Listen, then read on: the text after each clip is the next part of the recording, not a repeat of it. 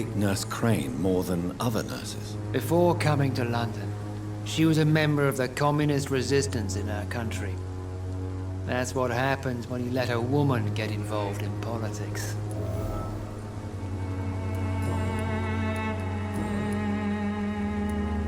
What do you mean when you say that I am more lost than you thought? All scientists are entangled in a world of causes and consequences, and most of them can't see the plain truth. Quite a judgmental opinion, if you ask me.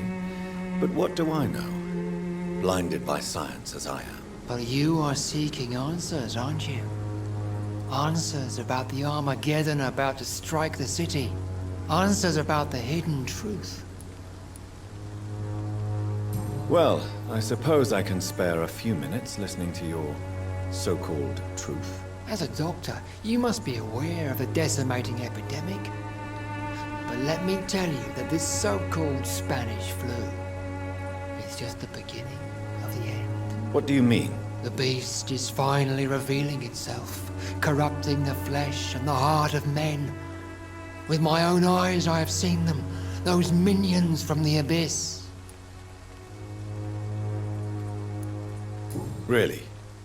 And what would be your answer to this biblical threat? We must fight the disease before this legion outnumbers us. But not with scalpels and microscopes. No. What is left then? Cleansing fire. Tell me, Tobias, what exactly is your plan concerning the cleansing of this city? God will recognize his own. More than once this city has risen from the ashes, hardened and purified by the flames.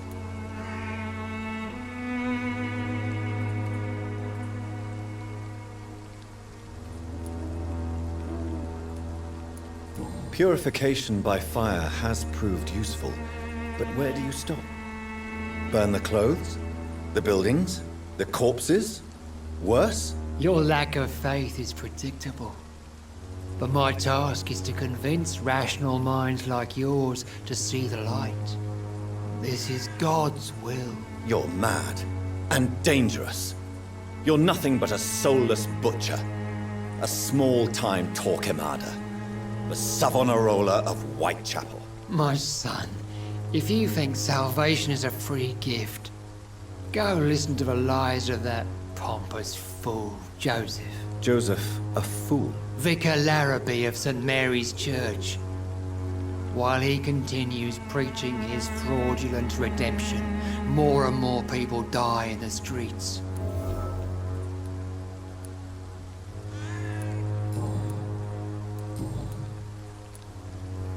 Have you any friends? Any family left in these terrible times? No. But I have a disciple I see as my son. He is so devoted. I sent him to preach the good word in the heart of this corrupted city.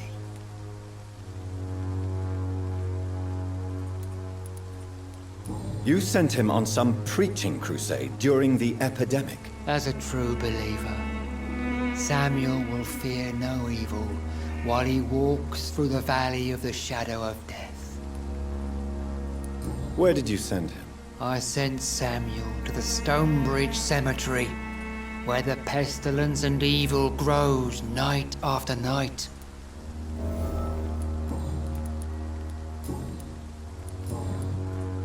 What do you mean when you say that I am more... Also, quite a... for you, I have heard enough.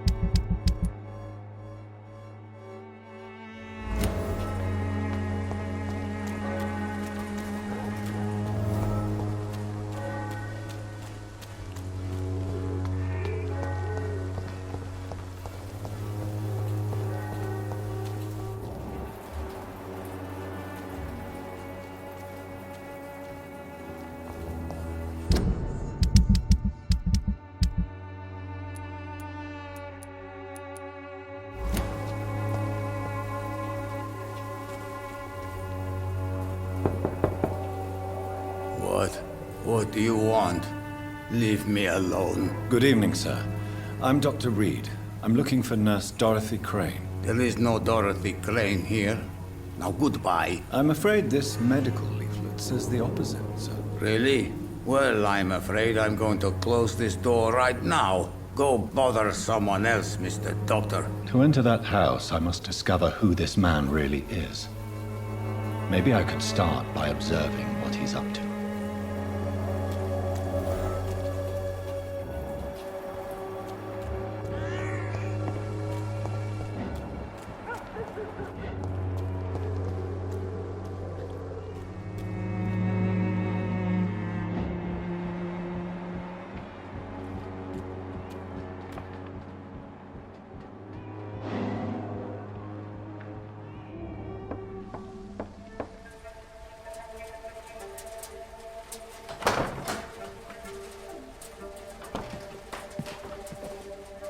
A strange man was at the door with a pass for our medical facility. I refused him entry.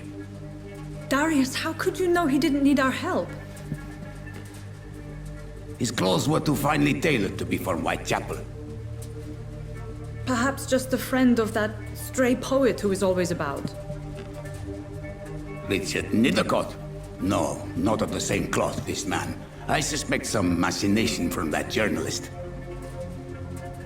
Clayton Darby. Is he still asking questions? Yes. I saw him drifting around St. Mary's Church. I swear he is tracking me just downwind.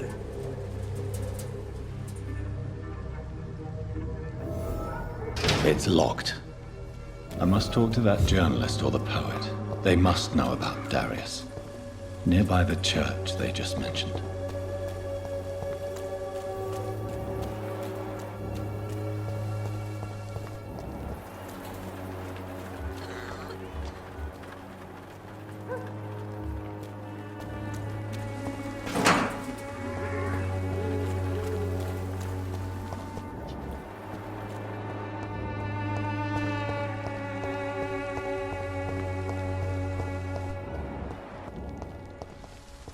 Better go home, sir.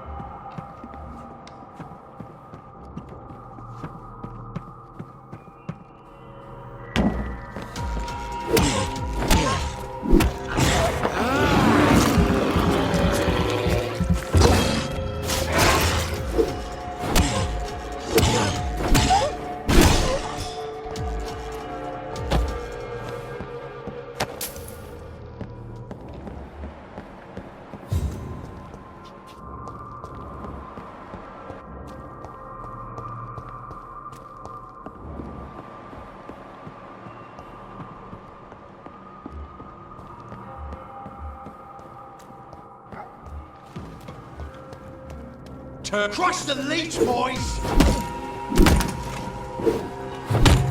It's a leech!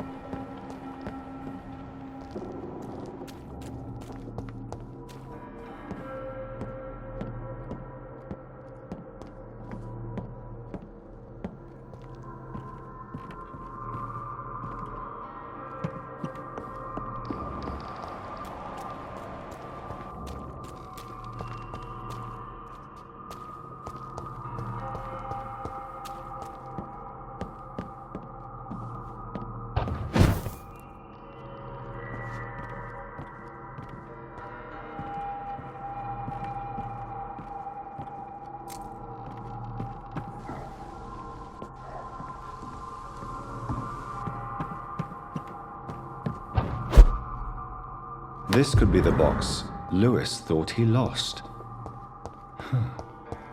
There's a letter inside.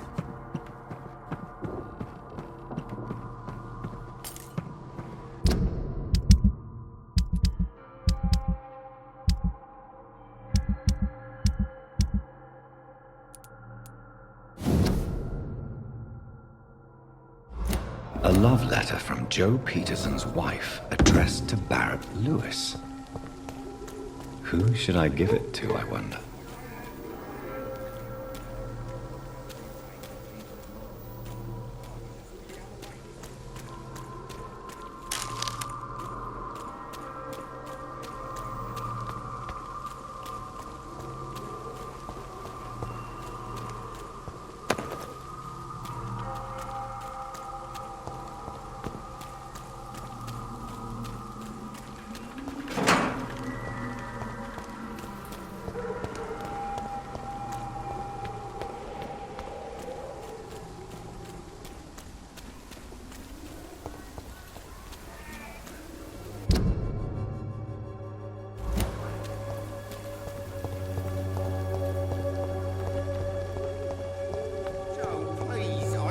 have your money.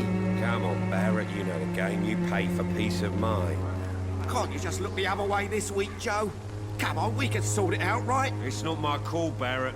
You pay one way or another. Please, Joe. How long have we known each other? We even used to be neighbours, for Christ's sake. I'd prefer not to give you another beating, Barrett.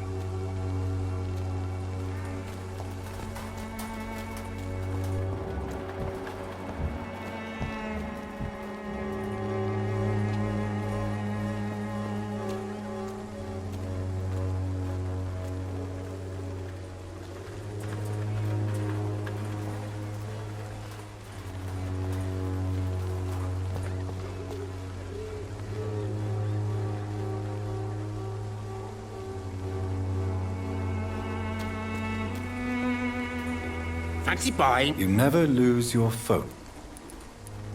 I found this box in an abandoned building nearby.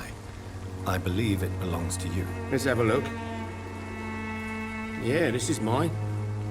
So, you faced those loons that roam around there. Extraordinary. I suppose I was lucky. Luck is a commodity round here. Yours should be properly rewarded. About this package, it's not just tools and trinkets, is it? I want to be rude or anything after your kind gesture, but it's none of your business. Barrett, you had an affair with Joe's wife, didn't you? Yeah, I did. She's the only woman I loved. My first regret is that she stayed with Joe after Harry was born. The second is I never shed a tear when she died. Do you mean you're Harry's father? No one will ever know for sure. And it's better that way. And I don't believe I'd have been all that bad as a dad. Did you ever try talking to Joe? Never. But I suspected he knew everything, even without knowing it. And he decided to make me pay in his own way.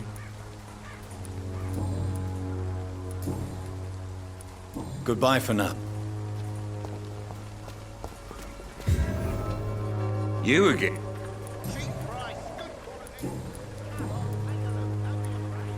How did you become the local bully everyone is afraid of, Joe? There's no pride in roughing up poor bastards. But this is the only job I've found.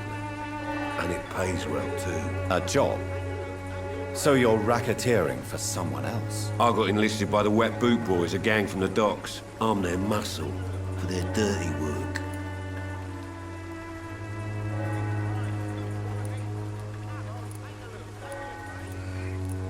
You survive at any cost, even at the expense of others. Perhaps that's just the law of nature. I don't care what you think, sir. I do what I have to do for my own reasons, and that's that. I'm not sure Mr. Lewis would agree with your by all means necessary philosophy, sir. Oh, do you really think he's the poor victim here? Barrett can be as sneaky as anyone. Long ago, I even called the bastard my best friend.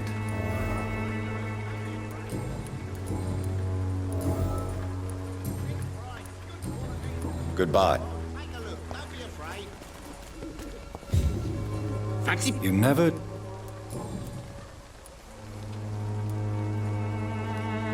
Joe Peterson. He's the villain here, isn't he? But you seem to know each other. I'd known Joe for years. I saw him box once or twice. He was a friend then. But these days, he's just another thug. What can you tell me about Mr. Peterson? Besides his behavior toward you, obviously. Colossus Joe was a decent boxer, good one even. But after his wife passed away, he found every excuse to stop training. Just wanted to pick fights with everyone.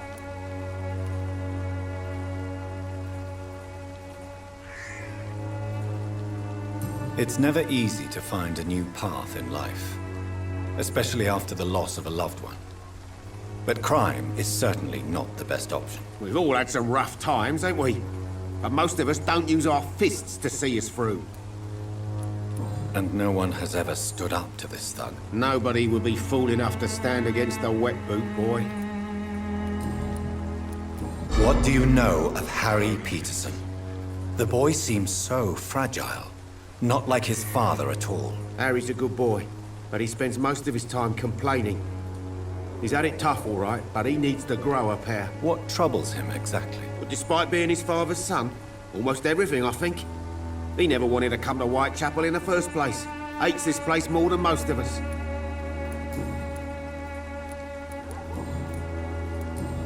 Goodbye for now.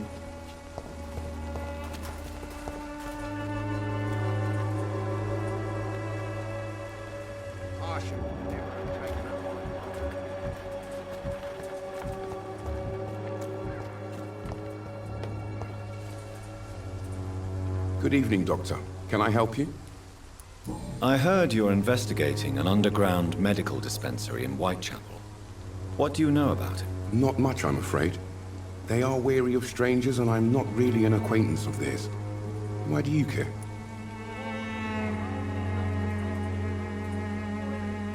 I'm a doctor, Mr. Darby.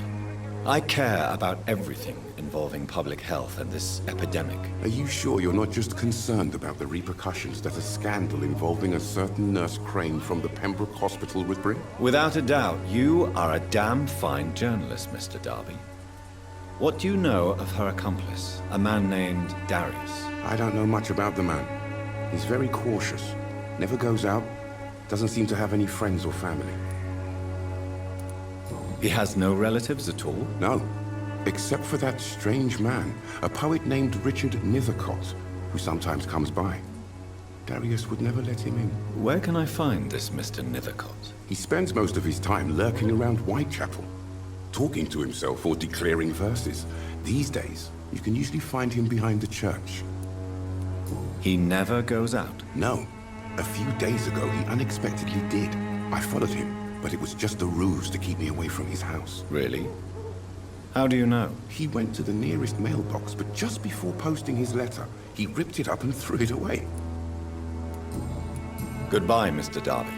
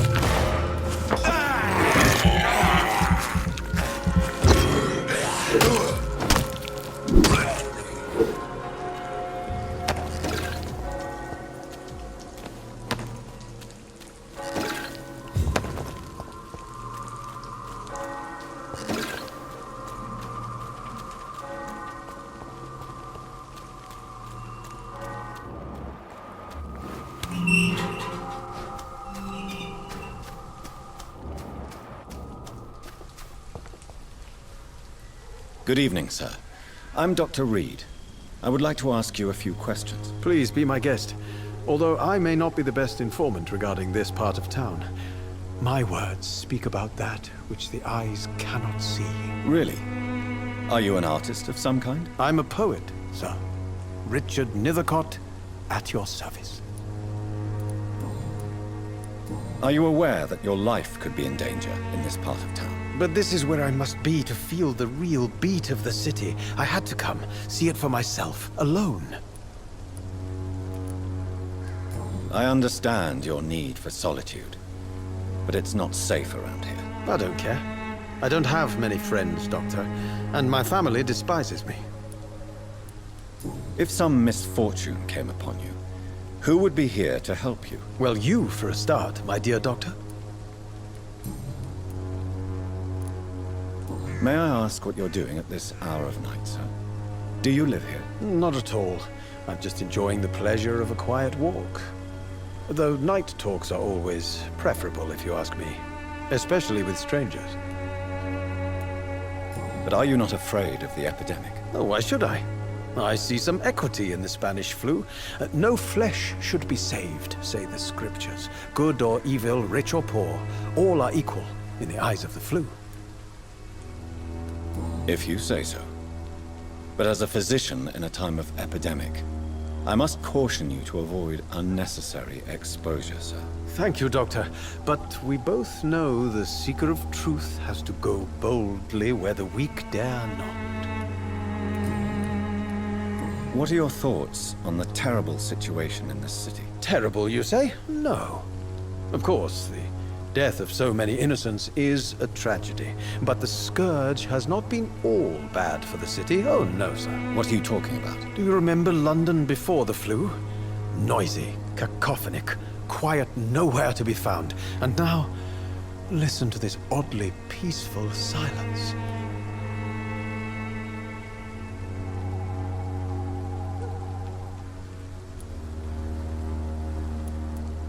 My mother loved poetry. Perhaps your words would have touched her sensitive nature. I only see a dreadful disease. Most people fail to understand my perspective. I don't blame them. But how could I call myself a poet if I veiled my feelings?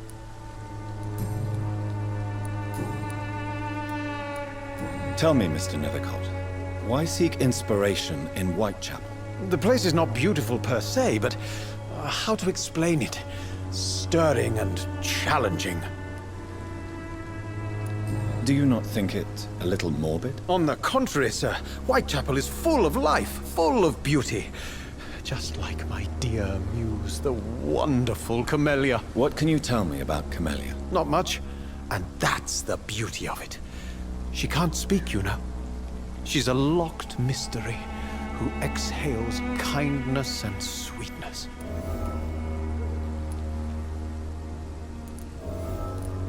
Perhaps you're just afraid to find out the truth about your muse. One day, perhaps, I'll ask her to come with me. But will she still be my wild flower of Whitechapel if she moves uptown? And have you ever tried to learn more about her? Where she lives? How she survives? Whom she may know? Maybe I prefer she remains an enigma. Reality can be so dull, don't you think? In what way, exactly? The struggle by gaslight, the barren smiles and the added hunger under the rain. If you say so. Such vibrant antagonism and vivid paradox. The stripped humanity raged across each street. Vivid, of course, yes. And what about the poignant distress? Oh yes, the poignant distress. You see what I mean, don't you? That's what I want to write about, and that's what Whitechapel is made of. Did you know the mute florist is a member of a secret society? No, I didn't. But I thank you for this information, sir. For it only enriches the mystery surrounding the precious Camellia. I fear you are a hopeless romantic, Mr. Nethercott. Guilty as charged, Dr. Reed. Are you not curious? Is there not more you wish to know? That girl has not an ounce of malice in her. Whatever she may be hiding, it's certain to be for the benefit of most, if not all. May I ask you a few questions about the district? Extraordinary part of town, is it not? I'll be glad to help you, if I can. I'm looking for Dorothy Crane, a nurse who lives in this vicinity. Dorothy Crane. Oh, I love the name. The Crane of Whitechapel. Sounds very mysterious. But, sorry, no, never heard of her. What can you tell me about an old man called Darius? Darius Petrescu? Yes, I know him. At first, I thought he was only a small publisher. I invited him to publish my work, but his reaction was pretty clear. Not interested in your talent? Darius is an old political activist who takes delight in printing tracts and lampoons. Those communist activities only require mediocre writing skills.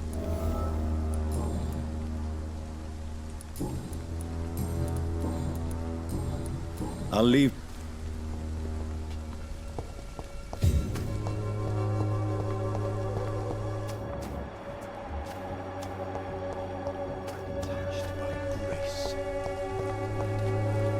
Good evening, Mr. Nip. And good evening. Do you need... It may... I understand your appetite for words and macabre beauty, sir. But you should be more careful. The nutrition of my mind is more important than my physical health. But I appreciate your concern, sir. I'll leave you alone, sir.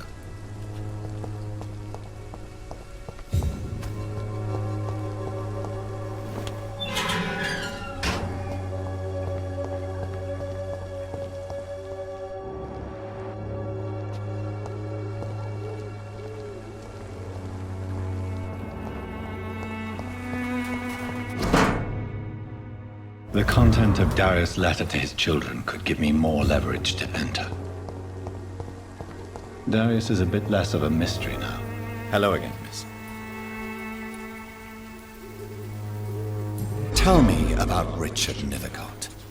I understand he is quite fond of you, Camellia.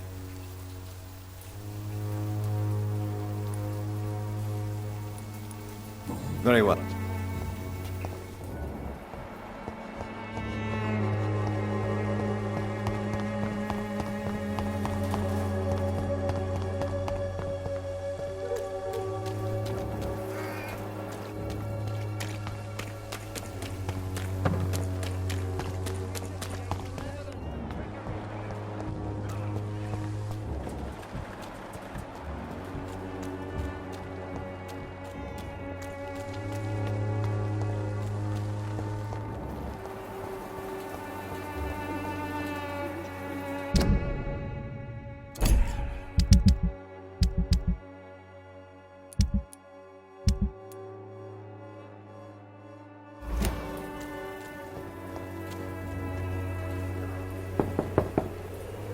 Mr. Petrescu, just 1 minute, please. You again? Go away.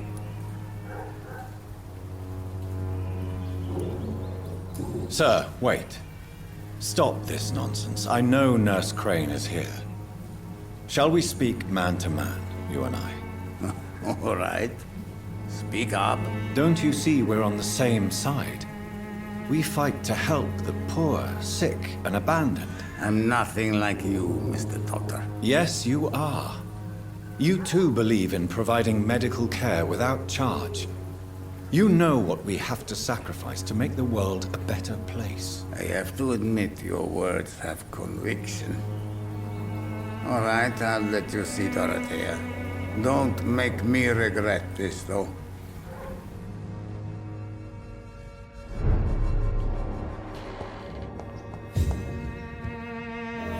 If you want to talk to Dorothea, you must go across the courtyard and take the stairs. We've not been formally introduced. May I ask your name and occupation, sir? I am Darius Petrescu. I'm here to keep snitches and spies away from Dorothea. And I also run this little print shop. Do you need some help? I am very tired, but... Well, I think you do. Take this, and you'll feel better. Free drugs from an English doctor? It must be my lucky day.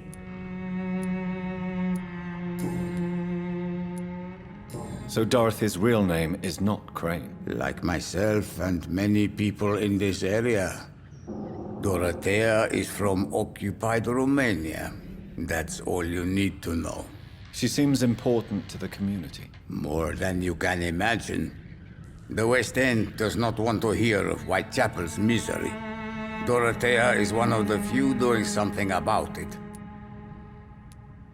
Tell me everything you know about Camellia, the mute florist. I do not believe in the afterlife, Doctor, but I'm almost convinced Camellia is an angel. She volunteered to give out our medical leaflets. Who is she, really? Do you know where she's from? She's not from around here, that's all we know. Camellia is not even her name. It's her favorite flower. You say she has no close family? Well, there's that awful poet who constantly follows her around like a lost puppy. A good man for sure, but a very poor writer. Are you not worried for her safety? She is as brave as she is tough, and clever too. If only I had met her when I was younger. Are you in love with Camellia, Mr. Petrescu? Don't be stupid. If I had met her when I was younger, we could have won our revolution.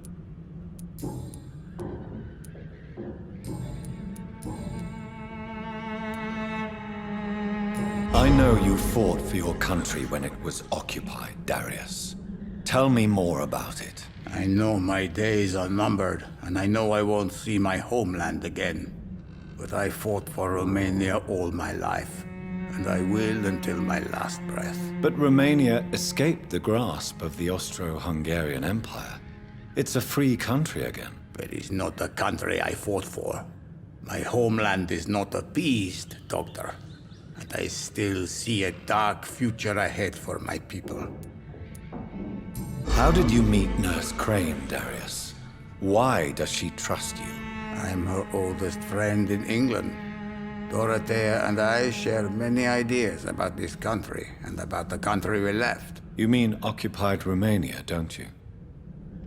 Even if not directly, I fought against your enemies. Really?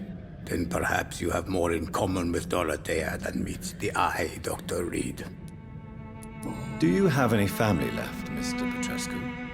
Children or grandchildren? Who knows? I have abandoned my people for so long, they might as well be dead. As dead as I am for them, I suppose. This war won't last forever. Did you ever think of returning to your country now it's free? No. I have taught strength and determination to my sons and daughters. I'm an old, dying man who only has memories of better times to cherish. Don't be embarrassed, sir.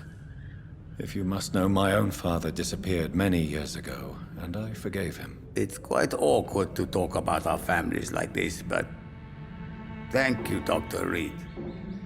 I appreciate your trust.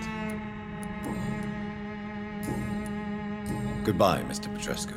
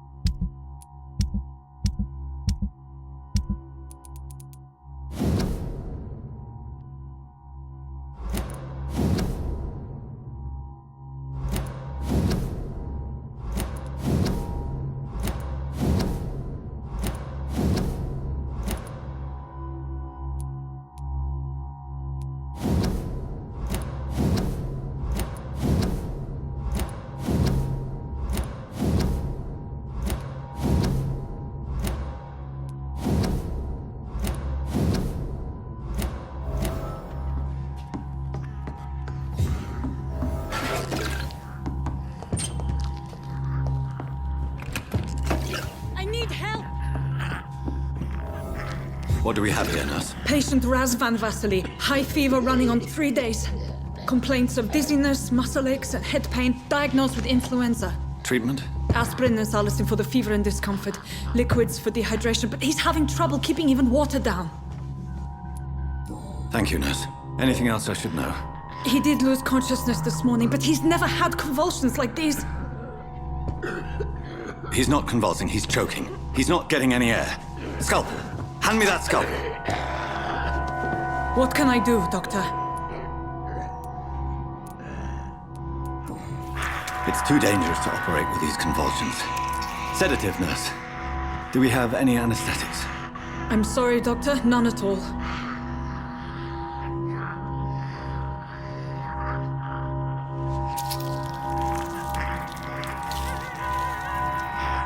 I need to perform a tracheostomy. Short pipe. That rubber tube will do. We're going to cut a passage for air through the neck. Yes, Doctor. He's breathing again, but he's coughing up blood. Internal hemorrhaging. I need to make another incision into the chest cavity to drain the fluids from the lung. Prepare another tube. A thoracostomy? Doctor, we've nothing to fight the infection. We need an aseptic environment. Don't question me, nurse. I need a drain. Now. Yes, Doctor.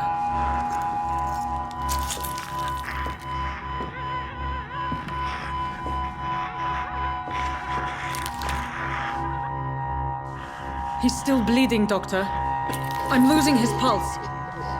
The drain must have punctured the intercostal artery. There's too much blood. Are you all right, Doctor? I can't see.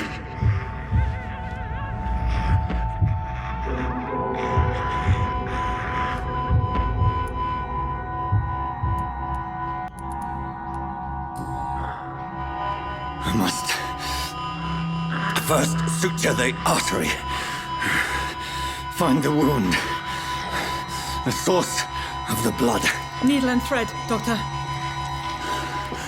Good. The stitches are holding. How's he doing? We're losing him. We've lost his pulse. He's dying, Doctor.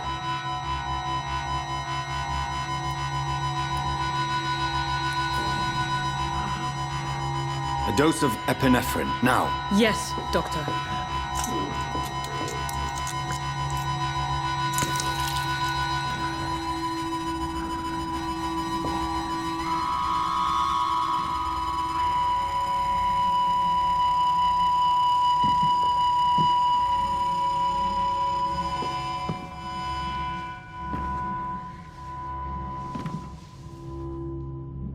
We've lost the pulse. He's gone, Doctor. Nurse, we did everything we could. Truly? Everything you could. Is that how you'll report this in your log? Is this how the war went? Piling up one poor corpse beside the next? This was not an influenza-induced seizure. I've never seen symptoms like these on the continent.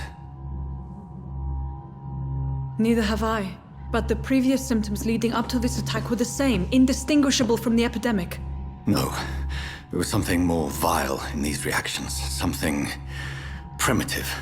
There have been numerous reports of mental breakdowns caused by the fever that accompanies the flu itself, Doctor. Yes, but I'd best take some samples of the blood for analysis.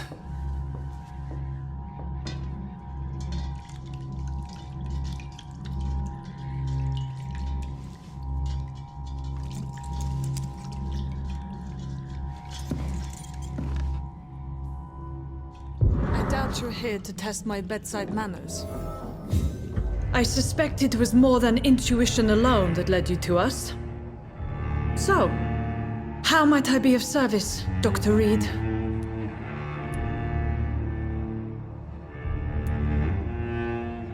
I've come to put an end to this insufferable blackmailing, Dorothy. Doctor, you think your warnings scare me? I've stolen and plied, blackmailed and lied, but what else am I to do? I'm all these people have. But why Lady Ashbury? Why her, of all people? She's pristine and proper, all right. But that she-wolf in sheep's clothing murders the poor for sport. I have her where she belongs, and I'll milk her for all she's got. Dr. Swansea is a sensible and honest man. He wouldn't have refused your friend's care at Pembroke.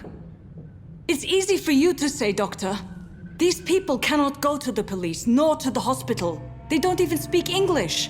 They depend on me for everything.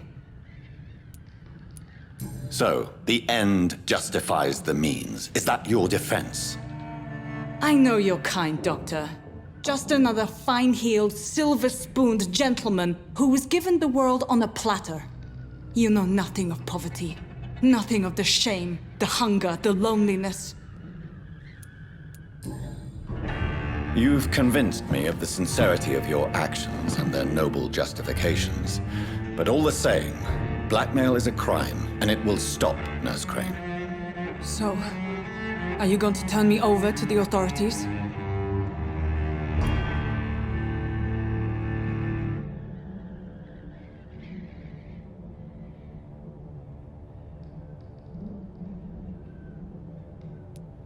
Listen very carefully, Dorothy. You will erase from your memory everything you pretend to know about Lady Ashbury and Pembroke Hospital. Let that rich bitch off the hook over my dead Nurse body. Crane, enough. Listen as if your life depended on every word. I know you've a generous heart who gives freely to those in need, but you shall walk away from the shadier streets of your business. I will never abandon... Dorothy, the discussion has come to a close. Your clandestine activities in the Resistance are over. Let it go. I'll let it go. Yes. All gone.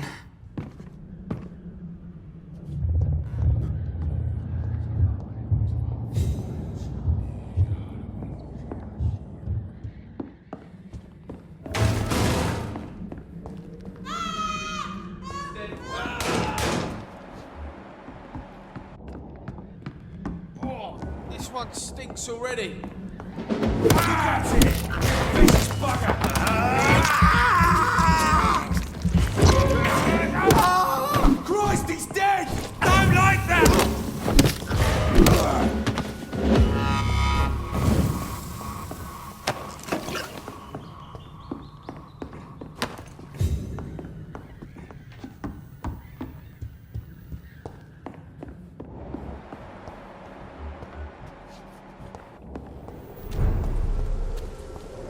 Steady! Got one of them! Bloody vermin! He's dead!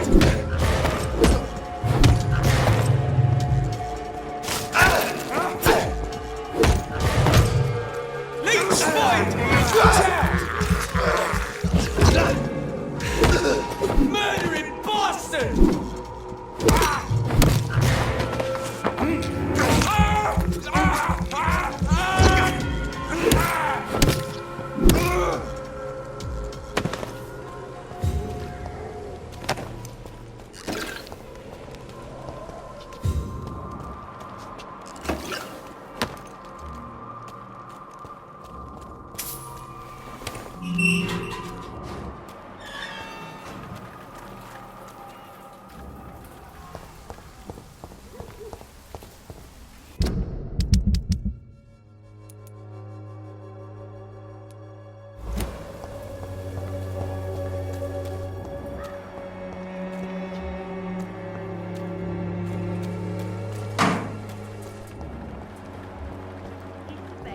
Has been proven by many. Even the flu is no match for the Swanborough Court. Bloody joke to you, innit? Drug for the sick and suffering.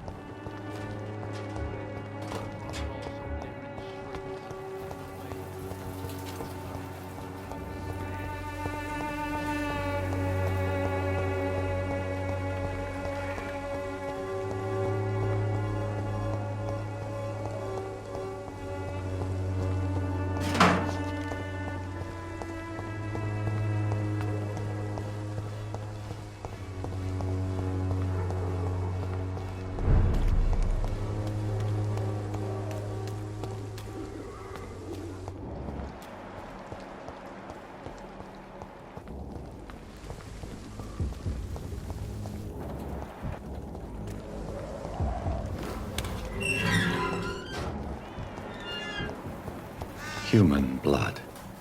Whoever left these marks did so deliberately.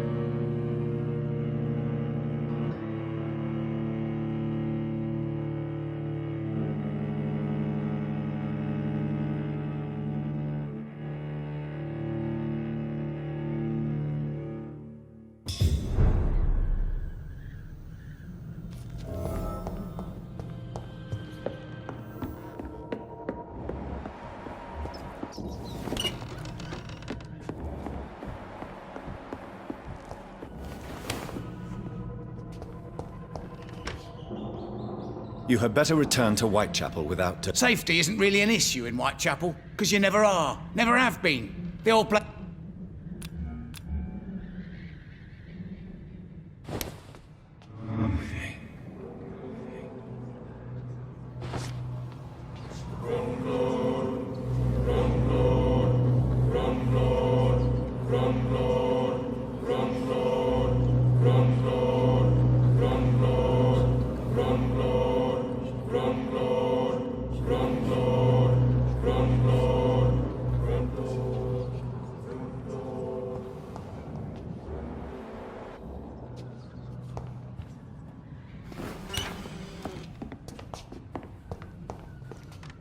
You had better... Safety!